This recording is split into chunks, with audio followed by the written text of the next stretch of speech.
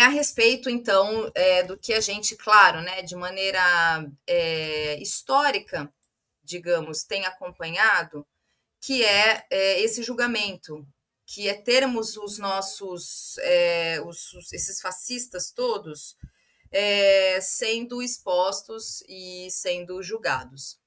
Mas olha só, no último domingo eu fui aqui no Circo Voador, aqui no centro do Rio, que é um espaço de eventos, ver a Batalha de Passinhos, né? São os grupos de dança, né? Que eles se disputam. Então teve uma disputa final, foi um campeonato, foi a fase final desse campeonato, que é uma disputa que ela pode ser individual, coletiva, e era um evento também para divulgar um documentário que eu assisti na semana passada, inclusive, chamado O Passinho é Foda. É um documentário que está na Netflix. É evidente que ele tem essa visibilidade, ele está na Netflix porque ele é uma produção que ele tem patrocínio de uma grande empresa de bebida. Esse evento ele foi também financiado, né, com uma grande empresa de bebida. Aliás, eu estava pensando sobre isso quando eu estava lá, que é muito fácil, né, para as empresas brasileiras elas patrocinarem essas manifestações culturais, porque elas só precisam colocar a marca. Porque toda a lógica ela já está pronta, a festa ela já está pronta. Inclusive o mestre de cerimônias, as pessoas que participam, o contexto, né, e tudo que já foi construído, a festa ela já está pronta. Então a marca só chega, coloca ali o logo dela, patrocina, financia os artistas todos e promove, porque ela tem, claro, o capital para fazer isso, né? Então acaba dando visibilidade. Então é uma dinâmica que a gente tem dentro da nossa sociedade capitalista, então é muito fácil, realmente, porque é uma festa que está pronta.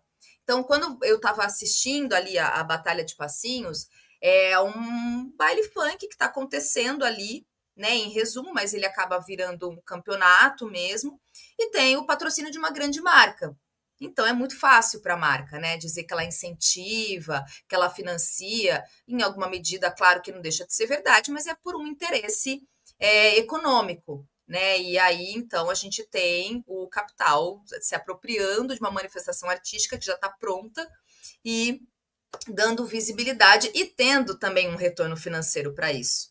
É claro, é evidente.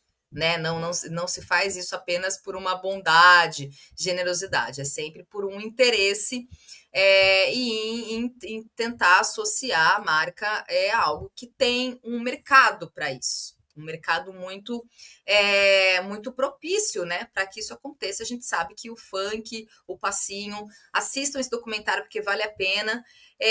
Tá presente, então as marcas, elas, claro que elas querem associar isso. Bom, e aí esse documentário, inclusive, ela narra a trajetória de um bailarino que ele se constrói dentro do funk, que lembrando, inclusive, que o funk, como a gente tem falado, debatido e defendido aqui, ele é uma manifestação cultural completa, porque tem música, tem dança, tem estética, tem território.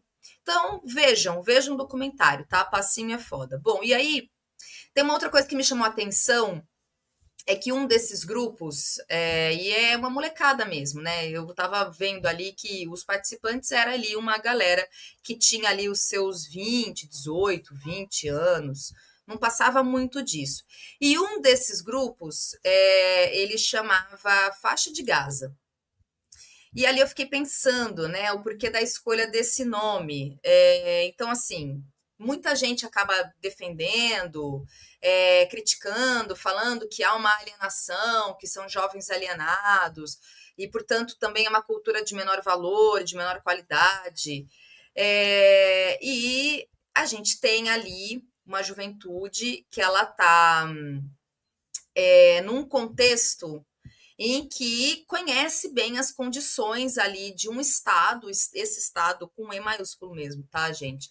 Ele é construído e ele é feito para criminalizar, perseguir essa juventude e talvez aqui, inclusive, a gente fique tentando conceituar, analisar, fazer análise, fazer debate sobre isso, mas essas pessoas, elas vivenciam isso, né?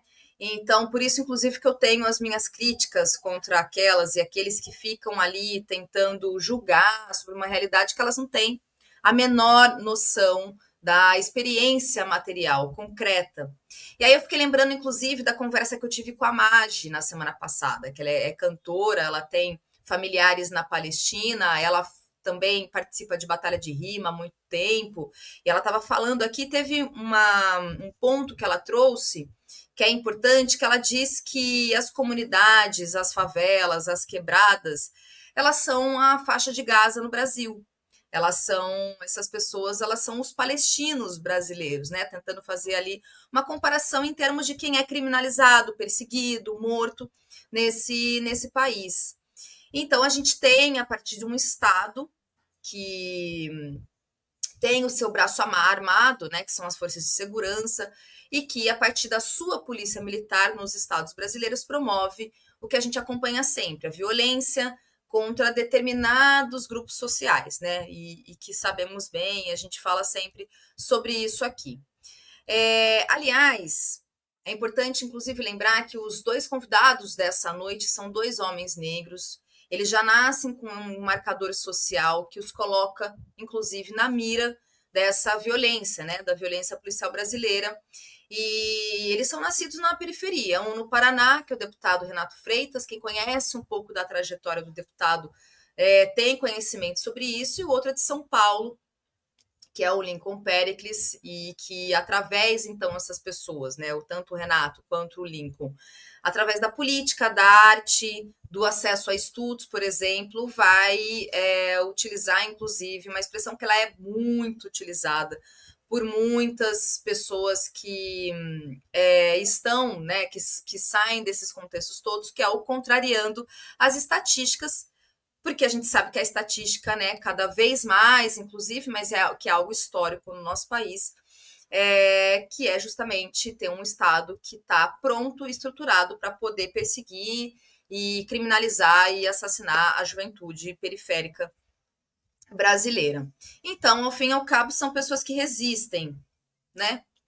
Ao fim e ao cabo é isso. Bom, e aí tô falando tudo isso, fazendo esse preâmbulo todo, para poder a gente poder falar um pouco sobre fascismo. Inclusive, a chamada dessa live é para tentar fazer justamente esse diálogo, trazer essa reflexão aqui junto com vocês, porque a gente tem um fascismo que a gente fala o tempo todo, né, de que a gente enfrenta o fascismo e que defendemos a democracia, né? Isso é muito repetido pela esquerda brasileira, pelos progressistas todos.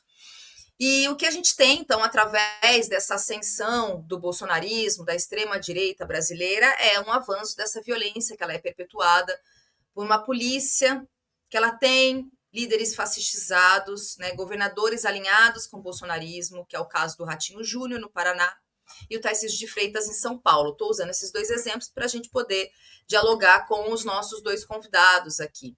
Só que a gente sabe que isso não é uma exclusividade apenas de Paraná e São Paulo, e que está presente em todos os estados, né? A partir de todas as estatísticas e de que a gente também tem denunciado aqui, tem falado sobre isso. Então, há um avanço, de fato, né, da violência policial, um aprofundamento de alguma forma. Mas a gente precisa lembrar que não é uma exclusividade de governadores alinhados com esse fascismo escancarado. Claro que a gente tem que lembrar que o estado de São Paulo, por exemplo, que hoje está sob o comando, né, desse, inclusive, que no Inteligência Limitada ontem, não sei se vocês acompanharam, mas o Bolsonaro esteve no podcast Inteligência Limitada, foi uma conversa de quase 3 horas que ele fez junto com o Tarcísio de Freitas, e que eles ficam o tempo todo ali da forma mais grotesca e estúpida, tentando dizer que o Bolsonaro é o candidato para 2026, que o Tarcísio não é digamos, herdeiro dos votos, e que não vai ser passado o bastão, mas é mentira, gente. A minha avaliação, o candidato que a direita vai se aglutinar, a extrema-direita vai se aglutinar, o que me parece mais, claro que 2026 ainda, para o mundo da política, é longe, que as mudanças acontecem muito rapidamente, Mas na minha avaliação, nesse momento, que eu diria que o candidato, representante do bolsonarismo, portanto, representante do fascismo no Brasil, para 2026, vai ser o Tarcísio de Freitas. Tá? Essa é uma avaliação que eu realmente faço nesse momento. Mas é bom lembrar, para quem é de São Paulo em particular, que desde a redemocratização, portanto, todos os governos tucanos, né, porque o governo do estado ele só perdeu o PSDB, né, ele só perdeu as eleições para um candidato mais à extrema direita, mais à direita, né, para a extrema direita, mas no DNA da história de São Paulo, por exemplo, está a violência policial contra jovens, contra professores, contra manifestantes. Paraná não é diferente, Paraná também teve episódios de outros governadores, se eu não me engano, acho que foi o ex-governador do Paraná, eu não vou lembrar o nome dele agora, mas que teve um policial que ele violentou uma professora, né? Agrediu uma professora. E a gente sabe que isso sempre foi uma dinâmica dentro das manifestações. Eu estou trazendo aqui os professores porque isso sempre fica mais evidente, né? Mas sim, importante lembrar que no Rio de Janeiro recentemente teve manifestação de professores aqui contra medidas do governo municipal do prefeito Eduardo Paes, que também houve violência policial contra esses professores. Vamos lembrar da Bahia, por exemplo, que a gente tem falado aqui, da chacina promovida pela polícia, do governador que é do Partido dos Trabalhadores, inclusive. A Bahia é um grande exemplo para a gente entender que violência policial nem tem partido nesse país. Nem tem partido. Né? De norte a sul, de leste a oeste, a gente tem, o que a gente tem realmente como uma marca é a violência policial, independente de qual governador que esteja à frente. Então, é só para a gente ter isso como no horizonte mesmo. Né? Então, não é uma excepcionalidade apenas de governadores alinhados ao bolsonarismo, que é muito triste e lamentável, sobretudo pelo silenciamento, sobretudo pela conivência, porque quando você não fala, quando você silencia diante dos fatos, diante do que está acontecendo, você está sendo conivente com aquilo. E é isso que a gente tem presenciado. E aí eu estou tentando fazer um link com isso tudo para a gente pensar, tentar sair um pouco desse lugar abstrato de combate ao fascismo, vamos combater os fascistas, para trazer um pouco, inclusive trazendo uma fala do Ailton Krenak. Tem um documentário que chama Guerras do Brasil. Se vocês não viram, inclusive, gente, vejam, esse documentário é ótimo. E que ele fala que no Brasil, desde sempre, é guerra o tempo todo, em todos os lugares. E, sobretudo, uma polícia que não está apenas violentando, né, promovendo perseguição, violência e morte nas cidades brasileiras, no campo também. Quilombolas e indígenas também são alvo dessa violência policial. Então, assim, eu estou falando tudo isso, trazendo tudo isso, porque hoje a gente está falando, claro, desse início de julgamento do Bolsonaro, né, desses 7 que vão ser julgados, dessa primeira turma que vai ser julgada, e que é um momento histórico, que a gente precisa, assim, reforçar a nossa luta contra esses fascistas, contra a extrema-direita, lembrando, inclusive, que, historicamente, quem derrota o fascismo são os comunistas. Mas, assim, é só para a gente tentar trazer um pouco para o nosso cotidiano o que é, de fato, o fascismo. Porque o fascismo, né, esse grande conceito, eu não sou uma especialista de fascismo, mas se a gente for colocar ele num conceito bem simples, bem grosseiro, ele é o estado de coisas a partir da violência e perseguição contra determinados grupos, né? A partir de uma lógica de uma hierarquia que ela é racial, que ela promove violência de gênero, que ela tem alguns grupos ali que são, então, que devem, então, serem desumanizados e violentados. Então, a gente tem um Estado fascista, mas que, na minha avaliação e trazendo para o nosso cotidiano, a gente tem realmente um Estado fascista que está no nosso cotidiano. Então, é só para a gente sair um pouco desse lugar abstrato de vamos combater os fascistas, quem são os fascistas, porque de fato eles estão organizados no bolsonarismo, estão organizados e que a gente enfrenta os que é a extrema-direita, mas que o fascismo, na minha avaliação, como eu coloquei na chamada, ele está usando farda nesse país. E aí, assim, então a gente está nesse julgamento, e a gente tem, claro, um papel importante do judiciário nesse ponto. Há algo que me incomoda bastante de tentar trazer um lugar de heroísmo, né, para algumas figuras como o próprio Alexandre de Moraes, e que de fato ele tem feito um trabalho importante, né, o trabalho dele enquanto juiz do Supremo Tribunal Federal, e que tem sido efetivo, rigoroso, inclusive, em relação a isso, mas me incomoda um pouco esse lugar de heroísmo. Não tem nada de herói. O judiciário está fazendo o seu papel, que é enfrentando os golpistas, né? Um grupelho ali que se aglutinou para poder planejar e executar um golpe de Estado. Mas eu acho que a gente precisa, assim, né? Enfim, comemorar de alguma forma. A gente precisa falar sobre isso, defender, inclusive, que essas pessoas sejam condenadas e presas.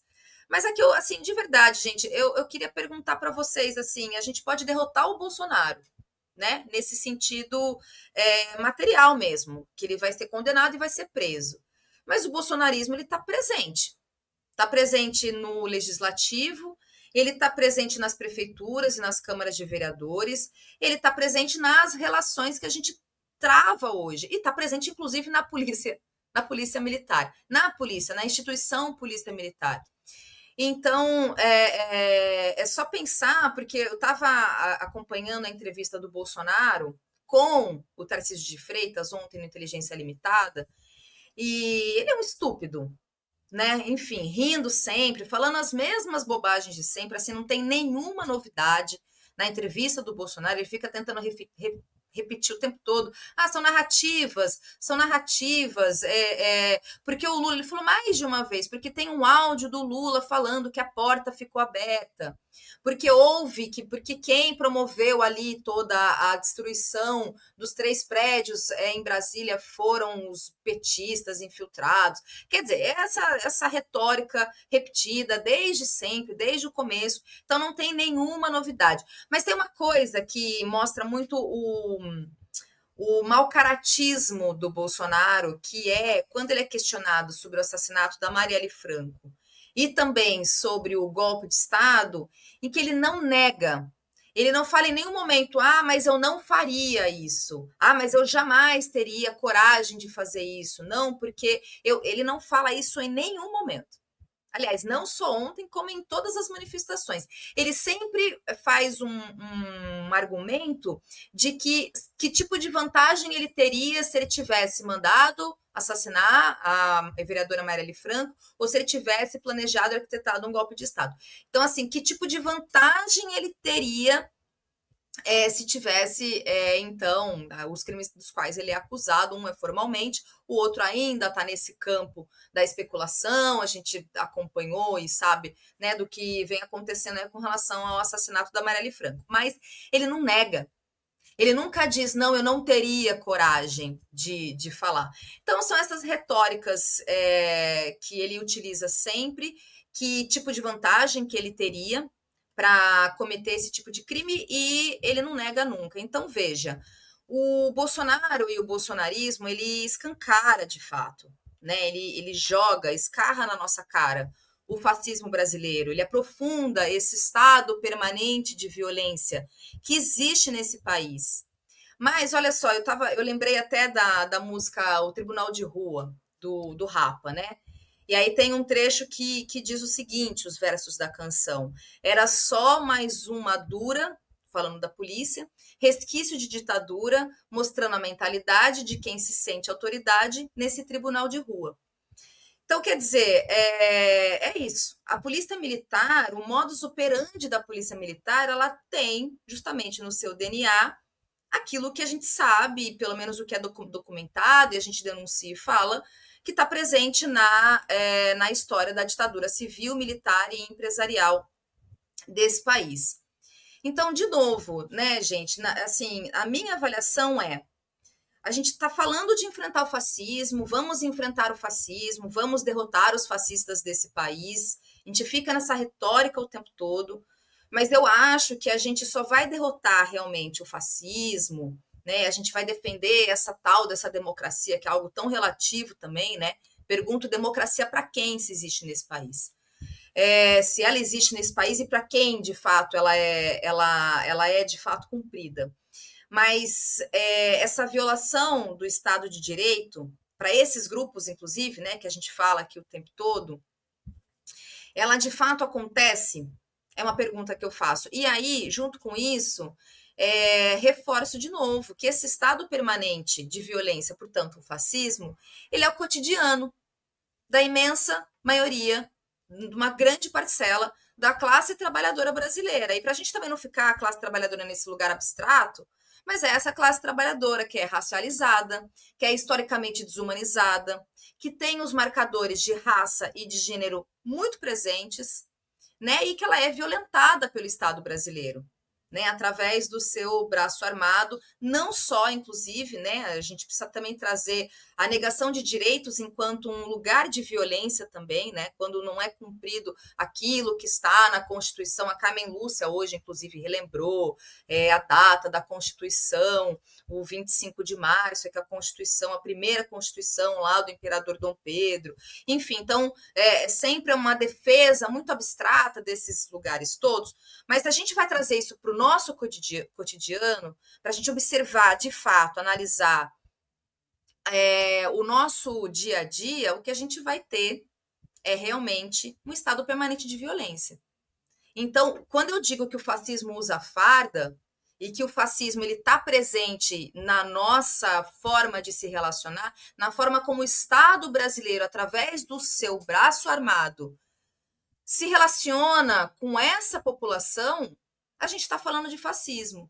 Então, assim, eu realmente acho que a gente tem o dever moral, histórico de enfrentar o bolsonarismo, aqueles que têm coragem, né, de defender, relativizar a ditadura civil, militar, empresarial, que a gente amargou aqui por mais de 20 anos, por 21 anos.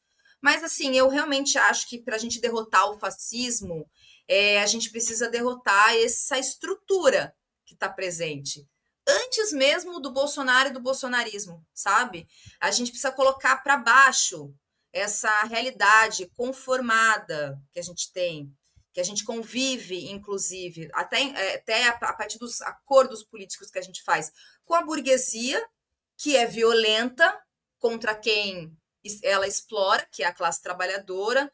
Enquanto isso, ela adoece a população e a gente pensar de fato num Estado que respeite e que seja para o povo, né? Para o povo, para a maioria. Poder para a maioria, que é outra frase muito repetida, inclusive pelo Mano Brown.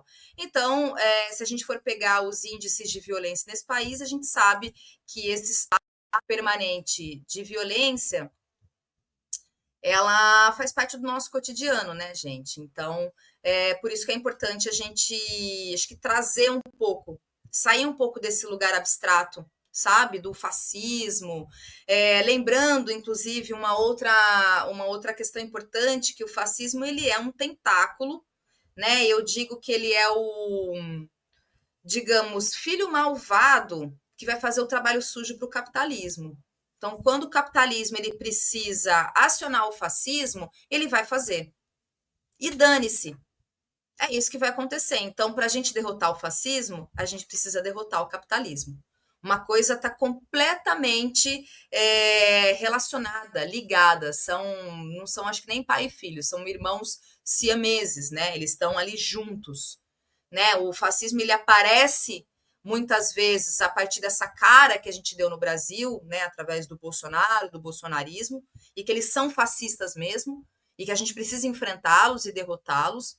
Mas é também lembrar que esse estado permanente de violência, na minha avaliação, não deixa de ser uma forma de fascismo que a gente tem. E que está acontecendo em todo o país, inclusive com governadores que nem são alinhados, de fato, ao Bolsonaro e ao bolsonarismo. Então, acho que fica aqui um pouco essa reflexão mesmo, sabe? Para a gente trazer um pouco para o nosso cotidiano o que o que a gente está falando aqui sobre fascismo. E aí, gente, olha só, tem uma coisa que eu queria, inclusive, falar aqui,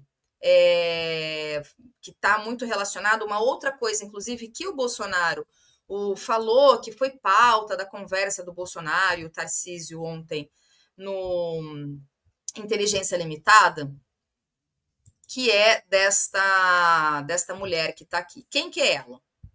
Essa mulher aqui é a tal da pichadora da estátua, que foi. Deixa eu só pegar aqui o nome dela. É a Débora Rodrigues dos Santos. E aí, qual que é a retórica? O que se diz sobre a Débora Rodrigues dos Santos? Que ela foi condenada a 14 anos de prisão apenas por ter pichado o tal do Perdeu o Mané, que está aí na foto, vocês estão vendo, na estátua do STF, do Supremo, né? Na estátua da Justiça. E então por isso que há uma discussão, inclusive, não só no caso dela, como de outros acusados do golpe, né, de terem ali do 8 de janeiro, da tal da dosimetria de pena, né? Como assim, inclusive, né, uma certa comoção cínica e hipócrita, porque ela é uma mãe de 2 crianças e que ela está longe dos filhos, que ela é uma cabeleireira. Então, assim, eu estou deixando destacado aqui que a Débora Rodrigues dos Santos, essa aí que vocês estão vendo a foto dela, está presa, inclusive, e que o regime dela pode progredir, inclusive, para o semiaberto, viu, gente? Até o final do ano. Mas ela foi condenada segundo as seguintes acusações: tentativa de abolição violenta do Estado Democrático de Direito, golpe de Estado, associação criminosa armada, dano qualificado, deterioração de patrimônio tombado e ainda ela é acusada de obstruir provas. A Polícia Federal ela identificou que ela apagou dados do celular dela de dezembro de 2022 a fevereiro de 2023. Ou seja, ela estava ali se organizando, até porque ela não ia aparecer brotado nada num domingo de manhã, no 8 de janeiro, e, portanto, foi ali de alegre, feliz e contente, só escreveu o Perdeu o Mané. Então, essa mulher, ela está condenada hoje por esses crimes que eu acabei de elencar aqui para vocês. Não porque ela apenas pichou. Então, é só para a gente ter essa informação, para alguém tentar vir falar, tá vendo? Olha só, a retórica que o Bolsonaro ontem ficou o tempo todo repetindo, junto com o Tarcísio, que olha, ela é uma coitada, porque uma mãe de família que está presa, longe dos filhos, e isso é tão cínico, por quê? Eu vou, assim, trazer para vocês aqui alguns dados sobre a situação das mulheres encarceradas no Brasil. Tá? A gente tem hoje a terceira maior população carcerária feminina do mundo. A gente fica atrás apenas dos Estados Unidos e da China. Então, nós temos aí cerca de 40 mil mulheres que nos últimos anos, inclusive, apresentou esse crescimento exponencial. Então, nos últimos 20 anos, inclusive, o número de mulheres encarceradas quadruplicou. Então, a gente tinha ali em torno de 10 mil mulheres e hoje a gente tem em torno de 40 mil mulheres em situação de cárcere nesse país. Isso é um dado do Departamento Penitenciário Nacional. E dessas 40 mil mulheres, 35% dessas mulheres presas, dessas mulheres em situação de cárcere, são mães de crianças de até 12 anos de idade. Por que eu estou frisando isso? Porque existe uma lei, é uma lei de 2016, a 13.257, que trata do marco legal da primeira infância e que prevê que mulheres gestantes responsáveis por pessoas com deficiência ou com filhos de até 12 anos de idade, elas podem ter a prisão domiciliar concedida.